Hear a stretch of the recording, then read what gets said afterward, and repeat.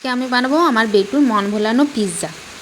Pizza এটা মোটেই নয়, আমাদের ভাষাতে এটাকে ছিলকা বলেই ডাকে। আর বেটু যখনই জিজ্ঞেস করতো যে মা কী বানাচ্ছ, তো আমি বলতাম পিৎজা বানাচ্ছি, তো তাতেই খুশি হয়ে যেত, আমিও তাতেই খুশি। তাই যখনই বলে ও মা পিৎজা বানাও, তখন আমি এটাই বানাই দিই। তো এই একটা জায়গাতে আমি রুল ময়দা নিয়ে নিয়েছি, তাতে কালো জিরে, তারপর কিচমিচ, নুন, চিনি, তার মধ্যে বাদাম দিয়েছিলাম, আর একটু একটু একটু একটু করে জল দিয়ে দিয়ে সেটাকে ভালো করে একটি বাটার বানিয়ে দিয়েছিলাম। তারপর তাওয়ার মধ্যে একটু বাটার দিয়ে পরে সেটাকে দিয়ে দিয়েছিলাম। তো এটা আমি কখনো কখনো আমার বেটির জন্য স্কুলের টিফিনও বানাই দিই, তোমরাও বানাতে পারো। আর কখনো কখনো আমি বিকেলবেলাতে নাস্তাতেও বানাই।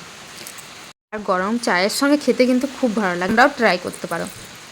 এই যে ছিলকা আমার রেডি। তারপর দুজনকে দুটো প্লেটে দিয়ে দিলাম। আমার ফুচকুর জন্য একটা ছোট্ট মতো ছিলকা, আর তাতে একটু সস দিয়ে দিয়েছি।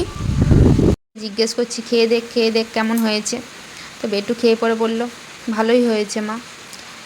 তো বেটি তো আমার কিছু খেতে পারে না, শুধু মুখের দিকে তাকাচ্ছে, মা কি করছে সেটাই দেখছে, আর দাদা কিভাবে খাচ্ছে সেটাই দেখছে, নাড়া আচাড়া করছে। তার বড়মশাই চলে এসেছে বাড়ি। তো সবাইকে বাই, আবার দেখা হচ্ছে পরের ভিডিওতে।